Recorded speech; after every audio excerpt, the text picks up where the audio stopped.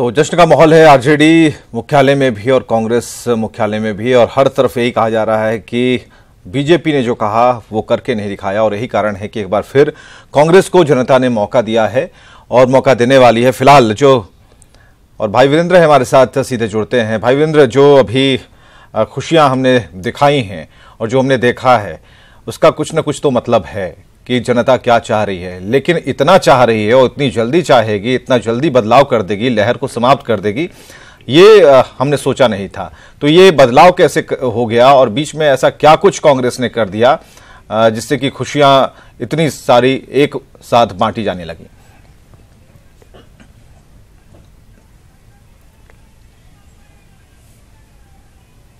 हमको पटना में रहना चाहिए था अभी।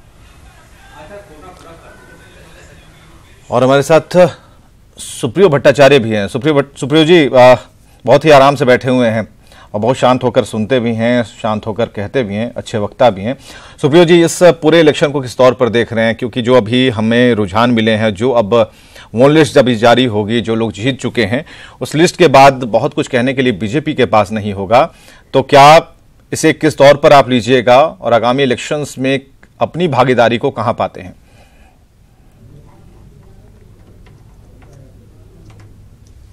नहीं, देखिए, ये हमारा जो लोकतंत्र है ना, हमारे लोकतंत्र में सबसे बड़ी खूबी ये है कि एक दूसरे को हम लोगों को सुनना चाहिए और सत्ता और विपक्ष दोनों में एक निरंतर संवाद होना चाहिए।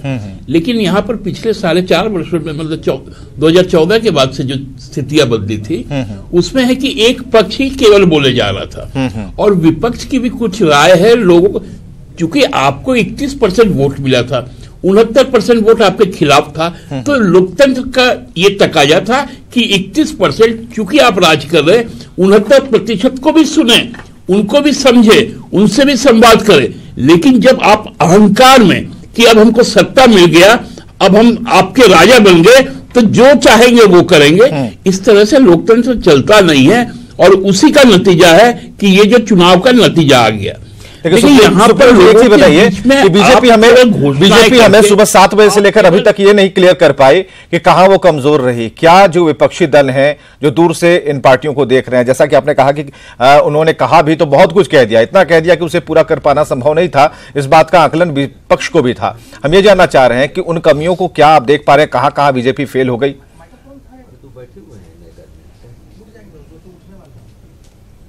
देखिए, बीजेपी तो अब पूरे देश में फेल करेगी, इसमें कोई दो मत नहीं है। क्योंकि बीजेपी के पास सबसे बड़ा भूल हुआ कि वो अपना आइडियोलॉजी छोड़कर, जब से उन्होंने नरेंद्र मोदी को अपना नेता मान लिया, अमित शाह जी को अपना नेता मान लिया, तब से बीजेपी का आइडियोलॉजी पीछे चल गया और एक व्यक्ति हावी हो गया। और ये हमारे पूरे देश में ये स्वीकार्य नहीं है।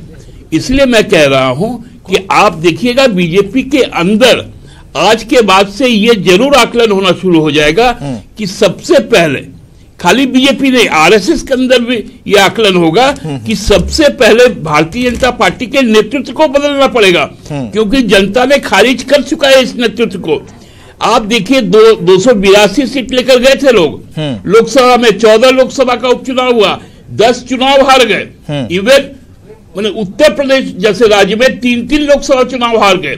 तो इसके बाद भी यदि यही नेतृत्व रहे भारतीय जनता पार्टी में, तो भारतीय जनता पार्टी लोगों के बीच में अपना जो विश्वास है उसको कायम नहीं रख पाएगी। और हमको हम लोग को विश्वास है 2019 में भारतीय जनता पार्टी के खिलाफ लोगों का गुस्सा, यानी आप मानते हैं कि जो जीत का असर है, जो जीत की सुनामी है, उसका असर झारखंड पर भी पड़ने वाला है? झारखंड में तो लोकसभा में बीजेपी का खाता नहीं खुलेगा, और विधानसभा का भी चुनाव हो जाए तो आधा दर्जन भी सीट को लाले पड़ जाएंगे। ये जब भी चुनाव करना है करवा के देख लिया जा सकता है। राजेश ठाकुर हमारे साथ है कांग्रेस से। अभी कांग्रेस खेमे में बहुत खुशी की लहर है, हर तरफ कांग्रेस एक अरसे बाद, कह सकते हैं काफी लंबा वक्त था जब एक बार आप सामने आए हैं, और जिन जिन राज्यों में भगवा रंग लहराता था, वहां पर आज हमारे हिसाब से हमने नीला रंग आपको दिया है और नक्शे पर आपको दिखाने की हमारे सहयोगियों ने कोशिश की है। फिलहाल कांग्रेस से इस खुशी को मनाएगी, पचा पाएगी, क्योंकि काफी अरसे बाद होता है ऐसा कि आदमी जब काफी भूखा होता तो अचानक से उसे खाने या फिर पीने की चीजें कम मात्रा में दी जाती हैं ताकि वो उसे पचा सके। क्या लगता है कि इससे कहीं कोई दिक्कत तो आपको नहीं होगी, आगे आपका यही सफर जारी रहेगा? नहीं, देखिए ये बातें उन लोगों के लिए आप कह रहे हैं जो सत्ता के भूखे थे। उनको मिला जब सत्ता तो वो पचा नहीं पाए, और नतीजा ये हुआ कि आदरणीय प्रधानमंत्री जी का 4.5 साल का एंटी इनकम्बेंसी राजस्थान और मध्य प्रदेश, जहां मध्य प्रदेश और छत्तीसगढ़ में 15 साल का एंटी इनकम्बेंसी था, उस पर उनका एंटी इनकम्बेंसी भारी पड़ा है। और आप देख लीजिए कि तीनों राज्यों में चारों खाने चित नजर आ रहे हैं। और आप अभी थोड़ी देर पहले कह रहे थे कि भाजपा प्रवक्ता के पास ज्यादा कुछ कहने को नहीं है, लेकिन मैं समझता हूं भाजपा प्रवक्ताओं के पास कहने को बहुत कुछ है। वो लगातार कहेंगे मिजोरम में हार गए, कर्नाटक में हार गए। अरे अपनी हार के बारे में बताइए कि प्रधानमंत्री जी का नेतृत्व सफल था, सही था कि गलत था। देखिए वो लोग कह रहे हैं कि इन लोगों ने जनता को गुमराह किया। हकीकत ये है कि जो प्रधानमंत्री जी ने लगातार जनता को गुमराह करने का प्रयास कर रहे थे उसमें विफल रहे हैं। उनको इस बात को समझना होगा संजीदगी से। देखिए हम लोग कोई ऐसी बात नहीं करेंगे जिससे किसी को ठेस पहुंचे। मैं समझता हूं कि हम लोग उस मानने वाले लोग हैं कि विपक्ष भी रहे सत्ता पक्ष भी रहे, ऐसी सोच रखने वाले लोग हैं। हम लोग कांग्रेस मुक्त भारत का सपना देखने वाले लोग नहीं हैं। इसलिए मध्य प्रदेश, राजस्थान और छत्तीसगढ़ की जनता ने पत्थर से मार करके उस चकनाचूर कर दिया उनके सपनों को, जो वो सपना देखने का काम करते थे। हम उन लोगों में से हैं जब पंडित जवाहरलाल नेहरू जी ने देखा कि आदरणीय अटल बिहारी वाजपेयी जी कहीं से नहीं वो हो पाए हैं, तो उनको विपक्ष को जिंदा रखने के लिए उनको जगह देने का काम किया। इसलिए देखिए हम खूब सत्ता में रहे हैं, 60 वर्षों तक हमें सत्ता चलाने का मौका दिया है जनता ने, और हम पचाना भी जानते हैं। हम भूखे लोग नहीं हैं, हम लोग बहुत शालीन लोग हैं। शालीनता के साथ हम सरकार को चलाने का सहूर है हमें। हम सरकार चलाने में सक्षम साबित होंगे। हम कोई झूठी बातें बोल करके सत्ता में नहीं आए हैं, हमें कहीं कोई दिक्कत नहीं है। कितना संभल कर चलना होगा कांग्रेस को?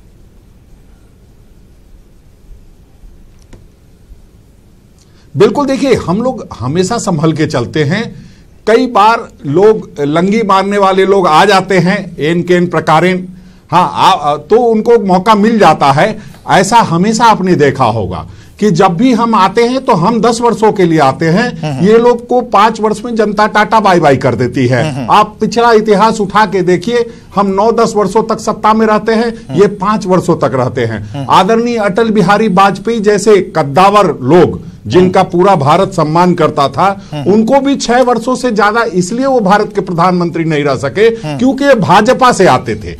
लोग इनके अहंकार को समझते हैं, और कहीं ना कहीं अहंकार, आदरणीय प्रधानमंत्री जी के अहंकार का जवाब आदरणीय राहुल गांधी जी ने प्यार से देने का प्रयास किया है। हम लोग चाहेंगे कि जो हमारा प्यार है जनता के प्रति और आदरणीय प्रधानमंत्री जी और बाकी लोगों के प्रति, वो बना रहेगा, कहीं कोई चिंता की बात नहीं। अच्छा, एक चीज बताइए कि देश में बहुत बातें हो रही हैं राम मंदिर को लेकर। एक छोटा सा सवाल है, और राहुल गांधी ने भी मंदिर बहुत दौरे किए, छत्तीसगढ़ में इतने मंदिर, और सबसे बड़ी बात छत्तीसगढ़ में इतने दौरे कर लिए कि कहा जा रहा है कि उसकी काउंटिंग भी काफी अधिक है। हमें जरा ये बताइए कि क्या ये मुद्दा गौण रह गया? आप मानते हैं कि बीजेपी का जो ये उठाया हुआ ये मुद्दा था, मुद्दे के तौर पर इसे जिस तरह भुनाने की कोशिश की गई थी, वो कहीं ना कहीं गौण हो गया?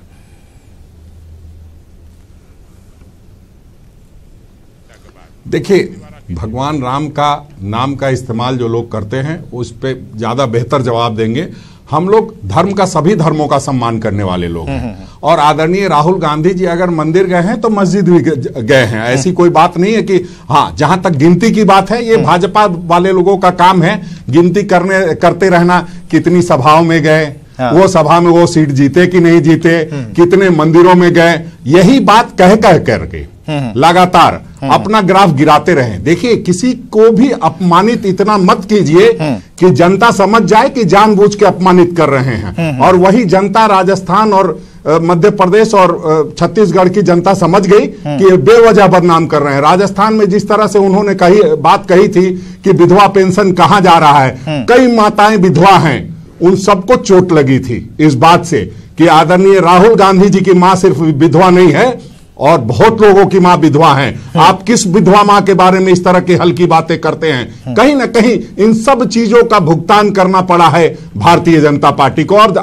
अगर इस आचरण में सुधार वो नहीं लाएंगे तो निश्चित रूप से नुकसान उठाना पड़ेगा। हम मंदिर जाएंगे, क्यों नहीं जाएंगे? हम हिंदू हैं, मंदिर जाने में विश्वास रखते हैं। हम राम का नाम बदनाम करने वाले लोग नहीं हैं। हम राम के नाम पर भीख मांगने वाले लोग नहीं हैं। हम भिखमंगा जनता पार्टी के लोग नहीं हैं। हम राम को मानने वाले लोग हैं, राम का सम्मान करने वाले लोग हैं। एक बार आरजेडी की तरफ पटना स्टूडियो चलेंगे, बिल्कुल, चाहे वो कोई किसी धर्म का हो, सबका सम्मान करने वाले लोग। बिल्कुल पटना स्टूडियो चलेंगे। भाई वीरेंद्र काफी कम समय के लिए हमारे से जुड़े हैं। भाई वीरेंद्र, जीत तो हो रही है, मुख्यालय में, कार्यालय में, हर जगह जश्न मन रहा है। आरजेडी के कार्यकर्ता बेहद खुश हैं और इस जीत को किस दिशा में, सही दिशा में ले जाने की जिम्मेदारी अब आप लोगों के पास भी है, क्योंकि आप लोग जिस महागठबंधन की रचना कर रहे हैं उसमें यह बेहद जरूरी है कि इस जीत को पचाएं भी और इस जीत को आगे तक और व्यापक तरीके से लेकर जाएं।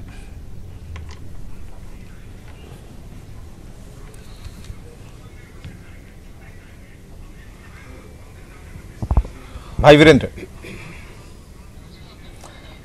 चलिए, भाई वीरेंद्र को आवाज नहीं आ रही है। रामानुज प्रसाद जी के पास चलेंगे। रामानुज जी बहुत देर से बैठे हुए हैं और रामानुज जी, क्या लगता है, जो सवाल अभी भाई वीरेंद्र से हमने पूछा है कि एक बड़ी जीत के तौर पर इसे कांग्रेस देख रही है और एक महागठबंधन की व्यूह रचना भी एक चल रही है भीतर खाने, तो हमें जरा ये बताइए कि इस जीत को कितनी आसानी से पचा पाएंगे और आगे के काम में लगेंगे और इसे और व्यापकता देंगे। देखिए, ये बिल्कुल विदित सत्य है और आंकड़े मौजूद हैं कि माननीय नरेंद्र मोदी जी जो हमारे प्रधानमंत्री हैं, तो वो 14 में भी जब बैठे थे, सत्ता में आए थे, उस समय भी मात्र 30 से 31% वोट लेके बैठे थे और उन विपक्ष के सारे वोट को हम लोगों ने 69-70% में बांट दिया था, बट गया था। अभी भी आप देख लीजिए कि जो आंकड़े आ रहे हैं, उन आंकड़ों के जो आप देखेंगे कि जो निर्दलीय द्वारा प्राप्त जो मतों के प्रतिशत है, वो इनको कहीं न कहीं लड़ाई में बनाए रखा है। अन्यथा जो मैंने देखा और जो चुनाव के दरमियान देखा, जनता का जो मन मिजाज रोज हम लोग सुन रहे हैं, उसमें जो लोगों में आक्रोश से समाज के हर वर्ग सिवाय कॉरपोरेट घरानों के सभी लोग आज छटपटाहट में हैं। लोग ठगे गए, छले गए महसूस करें, चाहे किसान हो, मजदूर हो, नौजवान हो, बेरोजगार हो, छोटे छोटे व्यापारी हो, कारोबारी हो, मजदूरे हों, सारे लोगों को ठगने, चाहे वो नोटबंदी का इफेक्ट हो, जीएसटी का। कल की बात मैं आपको बताना चाहूँगा, कल मैं अपने जिले के दिशा की बैठक में था। बीजेपी के भी एमएलए थे, एमपी थे, हम लोग भी, विपक्ष के लोग भी थे, क्योंकि सरकारी कार्यों के, केंद्र की सरकार की योजनाओं का और राज्य की सरकार की योजनाओं का हम लोग समीक्षा कर रहे थे। तो जो बातें छन के आ रही थी, जो बीजेपी के साथी लोग भी छटपटाहट में व्यक्त कर रहे थे, पदाधिकारियों से कह रहे थे ऐसे हो रहा है, ये हो रहा है, और हम लोग ने माननीय नरेंद्र मोदी जी के द्वारा चलाए जाने वाले सारी योजनाओं की समीक्षा करी, चाहे आयुष्मान भारत हो, जनधन योजना हो, ये लोग सबके फेल्योर्स के फिगर आ रहे थे। और आपको जीएसटी के ये आ रहे थे कि हमारा जो एक बीजेपी के साथी एमएलए उठकर चिल्लाने लगा, भाई कैसे होगा, हमारे जो फंड के पैसे हैं इसमें इतना जीएसटी कट रहा है, आखिर क्या है फलाना। जो इंजीनियर जवाब दे रहे थे, जो कलेक्टर जवाब दे, वो सुन करके मुझे लगा कि साहब भले हुई बीजेपी के एमएलए हों, एमपी हों, लेकिन जो उनकी छटपटाहट है, वो छटपटाहट निश्चित तौर पर यानी अंडर करेंट जो था वो सही दिशा में नहीं था। बीजेपी अंडर करेंट है। मैं बता रहा हूँ कि एंटी इनकम्बेंसी की बात है, तो सही कहा बीजेपी के, ये कांग्रेस के हमारे प्रवक्ता साथी ने कि साहब ये एंटी इनकम्बेंसी नीतीश जी ये क्या करते हैं, वो वहाँ चौहान जी, रमन सिंह और वो वसुंधरा जी से ज़्यादा नरेंद्र मोदी, अमित शाह की जो ये जुगलबंदी है, उसमें बीजेपी के साथी भी छटपटाहट में हैं। और इन लोगों ने जिस तरह से भारतीय राजनीति को, जो गुजरात में कारनामे इन्होंने किया था, वो उस तरह से भारतीय राजनीति को किलिंग स्टिंग तक ले गए। ठीक है रामानुज जी, जरा जान लेते हैं, प्रतिष्ठा सिंह हमारे पास हमारे साथ बैठी है कांग्रेस से। प्रतिष्ठा जी ये बताएंगे कि क्या स्ट्रेटेजी क्या थी, कॉर्पोरेट घराने के हाथ में दे दिया, या ये स्ट्रेटेजी क्या थी के लिए किसी राहुल गांधी अपने भाषणों से इस कगार तक पहुंचे हैं, या फिर बीजेपी ने कुछ नहीं किया और बीजेपी की ये दशा हो गई? क्या लगता है किस तरह से स्ट्रेटेजी प्लान की गई थी? देखिए, आज हमारी पार्टी के लिए एक बहुत खास दिन है, इसलिए भी क्योंकि राहुल जी को नेतृत्व संभाले पूरा 1 साल हो गया है। और आज जिस तरीके के आंकड़े हम देख रहे हैं उससे साफ जाहिर है कि राहुल जी का नेतृत्व ना केवल पार्टी बल्कि पूरा देश आज मानने को तैयार है। और जिस तरह से हम आगे बढ़े हैं, और सचिन पायलट जी ने जो राजस्थान में मेहनत की है, ज्योतिरादित्य जी ने, कमल जी ने जो मध्य प्रदेश में मेहनत की है, पूरे 5 साल लग कर जमीनी काम किया है, हर जगह जन जन से जाकर मिले हैं, जुड़े हैं, उनकी परेशानी सुनी है, उनके साथ खड़े रहे हैं, धूप हो या बारिश हो, वो चीज आज सामने निकल कर आई है। आज निकल कर ये आया है कि किसान हमारे साथ है, महिलाएं पूरी तरह से हमारे साथ जुड़ी हुई हैं, जो इन्होंने फेक उज्ज्वला योजना बनाकर लोगों को ठगा, फसल बीमा के नाम पर जो लोगों को ठगा, वो सब चीजें आज इनके सामने आ रही हैं। और उससे ज्यादा बड़ी बात यह है कि हम लोग जो दूर दूर तक आखिरी इंसान, the last person, we have manage to touch the last person, आखिरी इंसान तक हम अपना संदेश पहुंचा के आए हैं। जो घोषणा पत्र हमने बनाए हर राज्य में, हमारा घोषणा पत्र, लेकिन एक चीज बताइए कि हर बूथ तक यूथ पहुंचाने का की बात जो है वो बीजेपी खेमे से आई। इस बात को क्या ऐसा लगता है कि पल पल नरेंद्र मोदी की चाल से समझते हुए काफी कुछ कांग्रेस ने सीखा है? क्योंकि हमने देखा इतनी सभाएं, इतनी यात्राएं, इतने मंदिर के दौरे, राहुल गांधी एक लंबे अरसे बाद इस फॉर्म में नजर आए हैं। तो जरा हमें ये बताइए कि क्या कुछ उन पदयात्रा से, पदचिन्हों से भी काफी कुछ सीखा है राहुल गांधी ने? देखिए राहुल गांधी जी शुरू ही से मंदिर जाते रहे हैं, वो हर तरीके के इबादत गृह में जाते रहे हैं शुरुआत से ही। लेकिन हाँ, क्योंकि पिछले 1 साल से वो पार्टी में प्रेसिडेंट बने, इसलिए शायद मीडिया ने उनकी तरफ ज्यादा ध्यान दिया और ज्यादा देखा गया कि वो वहां जा रहे हैं, वरना वो शुरू ही से, बचपन ही से हमेशा जाते गए। उनकी बचपन की भी आप कई फोटो देखेंगे, वो वहां जाते हैं। तो ये कोई एक नया फिनोमिना बिल्कुल भी नहीं है, इसको बिना बात हमारा ये कहना था कि पीएम से क्या कुछ सीखा उन्होंने। ठीक है, राहुल गांधी सीखने में भरोसा रखते हैं, हमें भी पता है, क्या कुछ सीखा? नहीं जी, हमने नरेंद्र मोदी जी से यही सीखा है, आदरणीय पीएम से, कि इस तरह से बात नहीं की जाती। इस तरह से जो इंसान बात करेगा, समाज भी उसकी हर एक नफ्स को पकड़ता है, उनके हर एक शब्द को, जिन पे हम रिएक्ट भी नहीं करना चाहते, लेकिन उनका एक एक शब्द पूरे समाज में किसानों को, महिलाओं को तीर की तरह लगा है और चुभा है, और उसी का जवाब उनको मिल रहा है। तो हमने नरेंद्र मोदी जी से ये देखा है, एक ऐसा एग्जाम्पल है कि इस तरीके से हमें बात नहीं करनी, इस तरीके से हमें राजनीति नहीं करनी, और झूठ की राजनीति हमें नहीं करनी। चलिए एक छोटे से ब्रेक के लिए रुकते हैं। ब्रेक के बाद जब लौटेंगे, कौकब कादरी साहब हमारे साथ जुड़ेंगे और उनसे भी बातचीत होगी। जश्न को कैसे मनाएंगे, कैसे पचाएंगे और आगे कैसे बढ़ेंगे।